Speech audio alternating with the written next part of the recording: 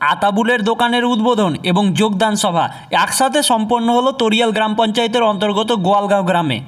আতাবুলের দোকান ভাঙার বিষয়টি বর্তমানে এলাকার প্রায় প্রত্যেকেরই জানা। অভিযোগ, সেখানকার কিছু স্থানীয় ব্যক্তি জোরপূর্বক আতাবুলের দোকান ভেঙে দেয়। যারা ভেঙেছিল তাদের যুক্তি ছিল যে সেটি কারবোলার জমি। অন্যদিকে দোকান ভূমিসাৎ হওয়ার পর আতাবুল হাইকোর্টে দ্বারস্থ হয় এবং হাইকোর্টের নির্দেশেই পুনরায় তার দোকান নির্মাণ করা হয়। তবে এই সমস্ত আইনি লড়াইয়ের আগে আতাবুলকে লড়তে হয়েছে স্থানীয় উপদ্রবকারীদের বিরুদ্ধে। যে লড়াইয়ে তার সাথে দাঁড়িয়েছিল ভিক্টর, এমনটাই দাবি করেছে আতাবুল। আজকে ভিক্টরের হাত দিয়েই আতাবুল তার দোকানের উদ্বোধন করলেন। তার পাশেই ওই কারবোলার জমিতেই কংগ্রেসের পক্ষ থেকে যোগদান সভা সম্পন্ন করা হলো, যেখানে অন্যান্য দল ছেড়ে প্রায় 450 জন ব্যক্তি কংগ্রেসে যোগদান করেছেন।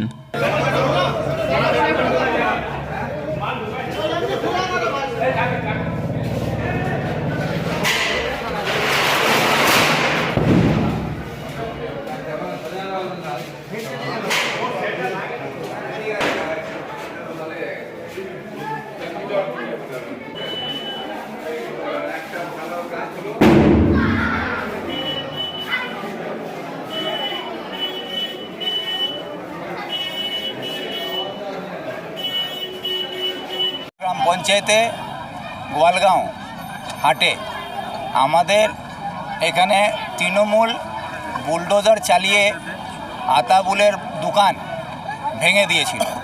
সেই নিয়ে পুলিশকে এফআইআর করা হয়, পুলিশ কোনো গুরুত্ব দেয়নি। সেই নিয়ে পুলিশের বিরুদ্ধে আমরা থানায় ঘেরাও করে এফআইআর করিয়েছিলাম, তারপরও পুলিশ কোনো গুরুত্ব দেয়নি। বিষয়টা নিয়ে আমাদেরকে হাইকোর্টে মামলা করতে হয়েছিল।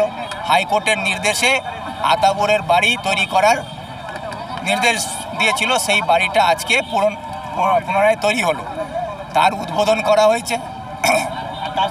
তার সঙ্গে সঙ্গে এখানে 424 জন পরিবার আজকে গোয়ালগাঁওতে এখানে হাটে যোগদান করলো তৃণমূল এবং সিপিআইএম ছেড়ে।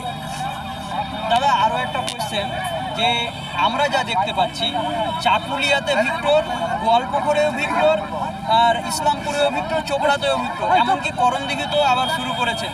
তাহলে কি এটা ধরে নেওয়া যাবে যে উত্তর দিনাজপুরে কংগ্রেস মানে ভিক্টর? না, কংগ্রেস মানে হচ্ছে কংগ্রেস হচ্ছে দেশের স্বাধীনতার আগে থেকে দেশের স্বাধীনতার জন্য লড়াই করেছে।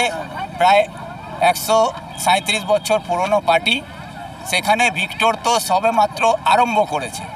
তো ভিক্টর এর জন্যে কংগ্রেস হচ্ছে এটা না, কংগ্রেস হয়েছে, তাতে ভিক্টর হয়েছে এবং কংগ্রেসের মাটি ছিল, সেই মাটিটাকে পুনরায় আমরা শক্ত করতে পারছি সমস্ত জনগণের এবং কংগ্রেসের নেতৃত্বের সমর্থনে। সমস্ত বিধানসভাগুলোতেই তো আপনাকেই দেখতে পাচ্ছি যে আপনি সেই কমিটি ঠিক করে দিচ্ছেন, নেতৃত্ব দিচ্ছেন, আন্দোলন করছেন। তাহলে সেখানকার স্থানীয় নেতৃত্বরা তাহলে কী আছে? সমস্ত নেতৃত্বরাই তো দায়িত্ব দিচ্ছেন বলেই তো আমি করতে পারছি। যদি স্থানীয় নেতারা দায়িত্ব না দিতেন তাহলে তো এটা সম্ভব না। আমাদের উত্তর দিনাজপুরে যিনি সভাপতি মাননীয় মোহিত সেন গুপ্ত মহাশয়, উনি দায়িত্ব দিয়েছেন কি তুমি এগিয়ে চলো, আমরা পিছনে আছি সবাই। তো ওনাদের সাহসেই আমি এগিয়ে যাচ্ছি। কংগ্রেস পাশে আছে, আমাদের প্রদেশ কংগ্রেস সভাপতি আছেন, আমাদের অন্যান্য যারা নেতৃত্বরা আছেন কংগ্রেসের, প্রদেশ কংগ্রেসের, অল ইন্ডিয়া কংগ্রেসের সবাই পাশে আছেন বলেই এই লড়াইটা আমি করতে পারছি। अच्छा, एक सवाल कि यहाँ की अगर बात करें गोलगांव हाट की, तो पिछले 1-1.5 साल में काफ़ी कुछ यहाँ देखने को मिला, जिसमें एक अताबुल की दुकान की जो बात आपने कही है उसको जेसीबी के माध्यम से तोड़ दिया गया था। उसके बाद देखा लोगों ने क्या हुआ, बाइकआउट ऑर्डर आया, फिर दुकान यहाँ पे तैयारी हुई।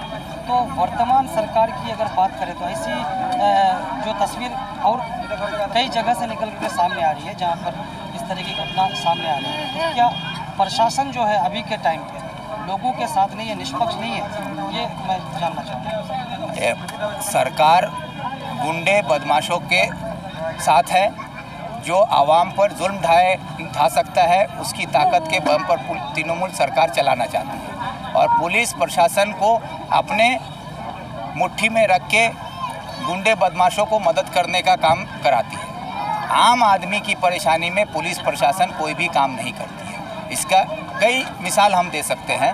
चकलिया में एक अताबुल का मिसाल है कि एक गरीब आदमी का रोज़गार को बर्बाद कर दिया गया।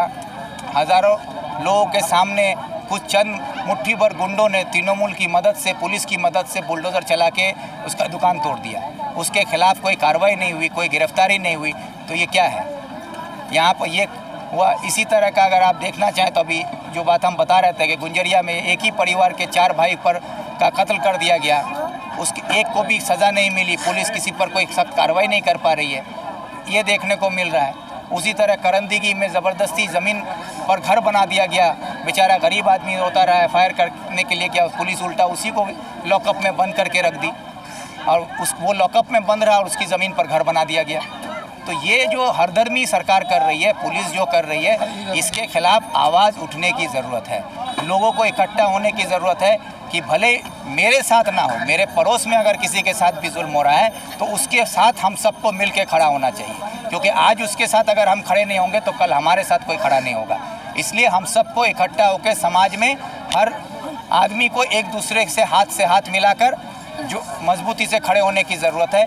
तो तृणमूल की जो ताकत है, गुंडा ताकत या पुलिस प्रशासन की ताकत, वो अपने आप कमज़ोर हो जाएगी और उसके लिए लड़ने के लिए हम लोग कांग्रेस की तरफ से पूरी लीडरशिप तैयार है। अच्छा, एक यहाँ से एक आरोप भी आप पर लगाया गया तृणमूल कांग्रेस की तरफ से कि अताउर की ज़मीन जो है, करबला की ज़मीन, उसको गैरकानूनी तौर पर जो है पट्टा किया गया, उसके बाद उसको तोड़ा गया और आपके बारे में ये आरोप लगाया जा रहा है कि आप अपनी खोई हुई ज़मीन को वापस पाने के लिए इसका राजनीतिकरण कर रहे हैं। इस पर आपका क्या बयान है, जो आरोप आप पर लगाया जा रहा है? पहली बात है तो यकीनन आप अताउर के साथ खड़े हैं एक साधारण व्यक्ति के तौर पर उनका, या फिर यकीनन आप अपना राजनीतिकरण कर रहे हैं? आरोप है, मैं सीधी बात है, ये आरोप बेबुनियाद है। जो लोग ये आरोप लगा रहे हैं, तो पहली बात है, अगर ये करबला की ज़मीन है तो करबला की ज़मीन का कागज़ दिखाए ना। वो रात के अंधेरे में एमएलए को लेके BLRO ऑफिस में चोर की तरह जाकर कागज़ को बदलने की कोशिश क्यों कर रहे थे? उसको बदलने के लिए कौन गया था? वो तो यहाँ के एमएलए साहब और यहाँ के कुछ तृणमूल के जो नेता के नाम पर गुंडागर्दी करते हैं, वो लोग गए थे रात के अंधेरे। मैं तो नहीं गया था BLRO के पास कागज़ बदलने के लिए। और रहा सवाल ये ज़मीन करबला की है, तो अगर ये ज़मीन करबला की है तो जो लोग ये आरोप लगा रहे हैं, फिर इसी करबला की ज़मीन पर पैसा ले लेकर दुकान बैठाने का काम कौन करता है? ये वही लोग करते हैं। तो ये जो आरोप लगाया जा रहा है ये बेबुनियाद है। मेरा मकसद सिर्फ इतना है कि अगर किसी गरीब मजलूम के साथ जुल्म होता है तो उस जालिम के ख़िलाफ़ आवाज़ उठाना मेरा फ़र्ज़ बनता है, क्योंकि मैं इस इलाके का MLA रह चुका हूँ। लोग मुझ पर भरोसा करते हैं। मैं सियासी एक पार्टी से जुड़ा हुआ हूँ, तो मेरी पार्टी का जो उसूल है कि जुल्म और सितम के ख़िलाफ़ हमेशा आवाज़ उठाते रहना और हक़ और इंसाफ की बात करते रहना और लोगों को हक़ और इंसाफ दिलाने के लिए जिस हद तक हम लोगों से चला जाएगा उस हद तक हम लोग जाने के लिए तैयार रहते हैं। जो विचारधारा आपकी पहले से चली आ रही थी उसी पर अब भी कायम है? बिल्कुल, हमारी विचारधारा जो थी गरीब मजदूर किसान के लिए, इंसानों के हक़ के लिए, गरीब मजलूमों को इंसाफ दिलाने के लिए, जायज़ लड़ाई को लड़ने के लिए, वो आज भी है। বললো যে আমার দোকান ভেঙে দেওয়া গেছিল, টিএমসি লোকেরাতে আমার কিছু দিন আগে আমার দোকান ভেঙে দিয়েছিল। তো ভিক্টর দা আবার মামলা দিল হাইকোর্টে, ওখান থেকে মামলা জিতে আবার মামলা জিতে আবার ফের এখানে ঘর তৈরি হয়েছে। এখানে যে পুলিশে দাঁড় করে ঘর ভাঙাল ছিল সেই পুলিশ এখানে চৌকিদারি করে আবার ঘর আমার তৈরি হয়েছে। তো ভিক্টর দাদাকে এখন আমি ধন্যবাদ দিচ্ছি। আমার হ্যাঁ, ভিক্টর দা এখানে এসে নিজে হাতে ফিতা কেটে গেল। উদ্ঘাটন গন্ডগোলটা শুরু থেকে নিয়ে শেষ পর্যন্ত হ্যাঁ উনিই ছিল, শুরু থেকে নিয়ে আখির পর্যন্ত ভিক্টর দাই ছিল আমার সাথে।